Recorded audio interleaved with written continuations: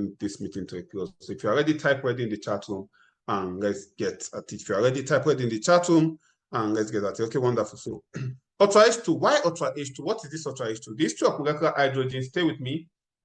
Now, there are about 7 naturally occurring healing waters around the world, about 7 of them naturally occurring. The Warm Spring of Georgia became very popular because there's the US president. Who knows the US president that had polio? Who knows the US president that had poliomyelitis? There's the US president that had poliomyelitis. In fact, it was even because of him that they designed automatic cars, that you don't need 2 legs to drive. What's the name of the president, the US president that had poliomyelitis? Who knows the name? Who knows the name? Very quickly. No, not Trump, not Trump, not Trump. I think he was the longest serving US president ever. And the man served for about 12 years, from 1933 to 1945, thereabouts. You don't know him? Okay, I don't want to waste our time with that, but I thought some of us here might know him. So it's Franklin, yes, Franklin D. Roosevelt. Franklin D. Roosevelt. Franklin D. Roosevelt, okay? That's the guy. And he had polio, so he was having pains from polio. Was having pains from polio, but he noticed that anytime he goes to this warm spring at Georgia to relax, he feels relief from the pains. And because of that, he kept going there. So it was named, the warm spring at Georgia in Atlanta was named, a healing spring. Now, after then, they also now found out that there are some other waters around the world that have healing properties. The Shrine of Lourdes, the God Eka Healing Spring, Saratoga, and other those jargons, okay? And then, so after several researches, they're trying to find out what is responsible for this healing property of this water. And they came to find out that it has the presence of a higher level of molecular hydrogen. Hydrogen normally is hydrogen plus oxygen, H2O, 2 molecules of hydrogen, 1 molecule of oxygen combines to form water. But this one has the presence of molecular hydrogen that is not combined in that molecule of water, okay? And they saw that molecular hydrogen was able to do that because it has certain reductive properties. Very quickly, okay, let me try to manage my time. Well, please, once I've done like 10 minutes, please notify me. Okay, because this is 15 minutes. Once I've done like 10 minutes, please notify me, because I'm going to share a video, then go ahead to tell you what you must do. Now, why is hydrogen able to have this effect? Hydrogen is the smallest molecule in the world. By far the smallest molecule in the world, okay? And it has antioxidant effect, anti-aging, anti-inflammatory, then anti-apoptosis effect. Now, I'm not going to go into the anti-apoptotic, that's going to confuse a lot of you, but a lot of things that people take now to stay healthy are antioxidants, okay? For the cream, those of us who use cream, we use antioxidant cream. Vitamin E is an antioxidant. Vitamin C, they take vitamin C so that your wound will heal fast. It's an antioxidant. Vitamin A, for bright eyes and all that. The ACEs are antioxidants. Even our supplement that we use, whereas Resveratrol in what they call Restore Life, is an antioxidant. So we have powerful antioxidants, phytonutrients. So vitamin A, hydrogen is an antioxidant. Okay, a lot of us have heard of glutathione, powerful antioxidant. Okay, it's an antioxidant. So antioxidation will always help people recover from most illness. So if there's anything like Bobo Niche, whatever, that the elixir of life that can cure virtually all diseases, it will be molecular hydrogen or anything that has antioxidant effect, because oxidative stress is responsible for almost all non-communicable diseases. So hydrogen has antioxidant effects. Now, hydrogen has anti-aging properties. Okay, there's some jargons around it. Let me not bore you with the jargon, but just take it from me. There's something that is responsible for aging, and hydrogen slows down the activity of that enzyme telomerase. Now, it has also been documented to have anti-inflammatory properties. So everything that has itis, let's start mentioning it, every disease that you've ever heard of that has itis to it, appendicitis, let's start mentioning all the itis we know. appendicitis, meningitis. Somebody give me the itis that you know, hepatitis, you know, everything that has itis. Itis is for inflammation. Okay, meningitis, cholangitis, encephalitis. Thank you. Arthritis is very popular. You are good. So you start from popular to non-popular. So everything that has the itis, hydrogen can have. Diabetes is not part of the itis. Endocarditis, pancreatitis. Thank you very much. So let's focus now. So hydrogen can have an effect against all kinds of inflammatory diseases. Okay, so it has anti-inflammatory disease, anti-inflammatory effect, anti-aging effect, and antioxidant effect. Let me give you this because I don't think it's in other part of my slide. Now, we all know glutathione is a powerful antioxidant. But the medical persons here, we know that the glutathione that is an antioxidant is what we call the reduced glutathione. Reduced glutathione. Reduced glutathione is just glutathione that has hydrogen added to it. That's all what it is.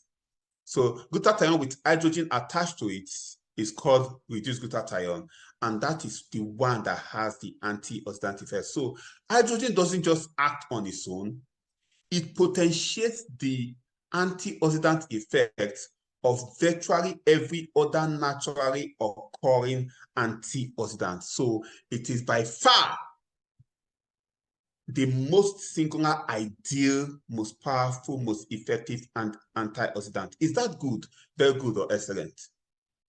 Is that good, very good, or excellent? So when you take your water, you're not just taking hydrogen for its antioxidant powers. You are taking it because it potentiates other antioxidants naturally occurring that God put in your body. God did not just create you and left you that way. He created us and put some antioxidants in our body so that we can deal with all this oxidative stress. Let's move. So hydrogen is extremely unique since it is very small. Okay, since it has the capacity to act at intracellular level, so it is qualified to cross the blood-brain barrier, to enter the mitochondria, and even has the ability to enter into the nucleus of the cell under certain conditions because of its size. The glutathione, the vitamin C, even though they have powerful antioxidant effects, they cannot enter the mitochondria. Now, we all know, for the medical people here, those who did biology, mitochondria is called the powerhouse of the cell. What does that mean? That's the factory, that's the engine seat of the cell. That's where all the works of the cell is done. That's where the manufacturing, minting, and printing. So you have a lot of waste product there. So any antioxidant that is able to enter into that powerhouse will be more potent than those that can only wait for the bad things to build up, come out of the mitochondria before they can deal with it. Does it make logical sense now? Does it make logical sense now? So because of its size, it's very tiny. It's the smallest element in the world. For those of us, smallest molecule in the world, for those of us who did any form of chemistry, you know that it is the first element in the periodic table, and that is its major advantage. So the fact that it's antioxidant and it is very tiny, it can enter the brain. It can help you with brain issues. So people that has Alzheimer's disease and all that, they're going to benefit from it. It can enter the mitochondria. It can enter into the cell because of its size. Okay? It has antioxidant, anti-apoptotic, and other cytoprotective activities that are beneficial to the cell. And in terms of medicine, small is good, like I've told you. So that's why you understand from AIM Global, we are promoting nanotechnology. So here, AIM Global talk about nanotechnology. They are promoting C247 nanotechnology. They're trying to get this, get the supplements to be extremely tiny so that they can be easily absorbed. So now science tends to show that small is good. And in case of hydrogen, we are talking about this ultimate in smallness. Okay, proven the biggest medical breakthrough in the 21st century. Hydrogen appears at the lot, like I've told us this one already, and is the smallest, simplest, and most fundamental element with molecular hydrogen as the smallest molecule in the world. Now, consumption of hydrogen reduces oxidative stress, as I said before, in diverse ranges of disorders, and it affects all organ systems in the body. Okay, there are hundreds of scientific publications to justify this. So it acts on every part of the body. Every part of the body, the brain, the kidneys, the eyes, the lungs. There's a testimony somebody sent to me yesterday, and this lady could not read. Okay, I have plenty of testimony. I can't share them with us today. This lady could not read Bible in church because without using glasses. She started taking the hydrogen-rich water from Ultra H2 bottle, and now she can read. And it's not just that she can read small Bibles with tiny prints. Okay, so it has effect on the eyes, it has effect on the lungs, you know, it has effect on the liver. Anyway, you can look at it, you know, obstructive jaundice, hepatitis, and all that, the joint arthritis, and the ear, you know, the heart, everywhere. Everywhere. Let me not bore you with the jargons. You can find all these jargons everywhere. IBS, inflammatory bowel disease, and all that. You can find all these jargons anywhere. Okay.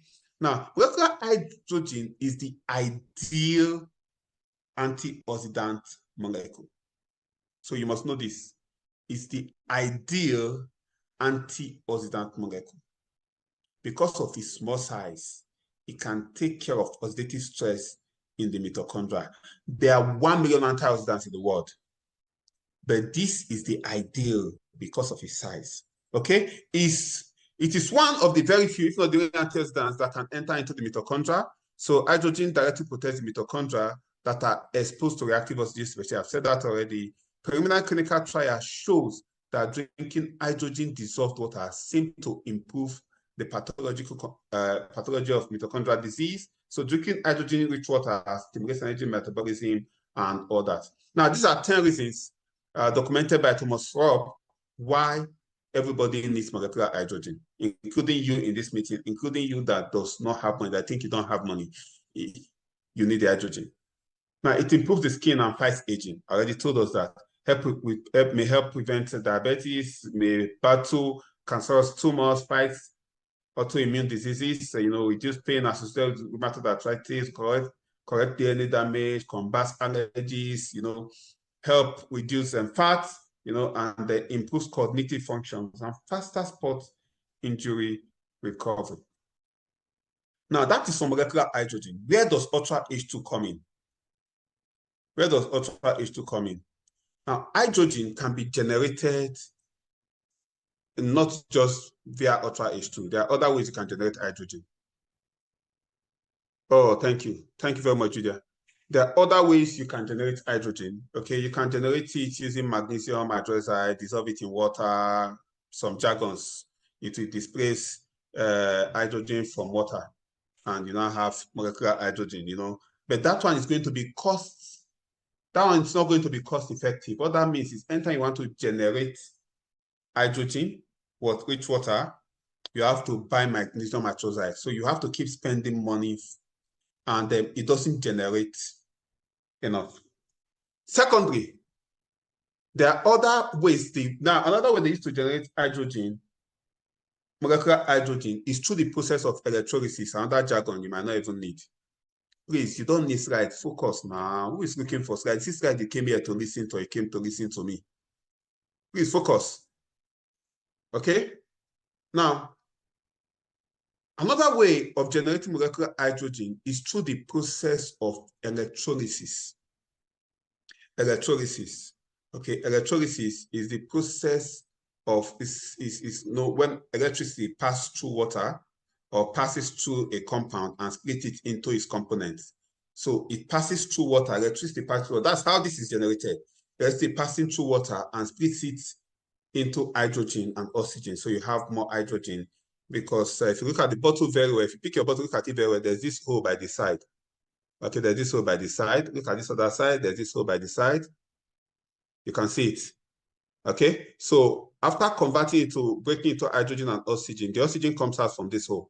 So this is the oxygen extractor pot, then retaining more hydrogen in the water. So the water now has more hydrogen molecule. The same reason why you should not be generating hydrogen, you should not be using this in the kitchen or where there's fire. You press it on, oxygen is combustible, we know that.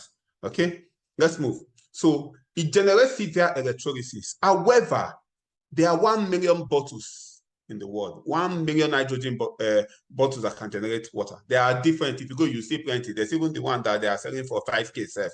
There's one they are selling for 75,000, 25. I don't even know whether that one is generating nitrogen or is generating carbon monoxide or carbon dioxide or nitrogen. I don't know what it's generating. So you can go and buy that one and be taking whatever. However, these have been documented to generate hydrogen in adequate quantity. Now, when you go to the doctor to see a doctor to give you a prescription, the doctor will tell you to take 2 tablets, 1 tablet, 3 tablets, 4 tablets, as the case may be, maybe 2 times a day, maybe for 1 week. Now, if it's a medication that you need 4 tablets and the doctor asks you to take 1 tablet, you will never get healed. If it's a medication that you need 2 tablets and the doctor asks you to take 1 tablet, you will never recover. So it is not just about the bottle generating hydrogen. It's about it generating it in sufficient quantity. So somebody type sufficient quantity in the chat very quickly. Okay, so what is defined as sufficient quantity? Sufficient quantity, based on some research done so far, has been documented as having at least over 1,000 parts per billion of molecular hydrogen. So some other bottles might generate, but they do not generate in sufficient quantity. However, this Ultra H2 bottle, that's where Ultra H2 bottle comes in. Ultra H2 bottle generates up to 1,500 parts per billion. Amazing.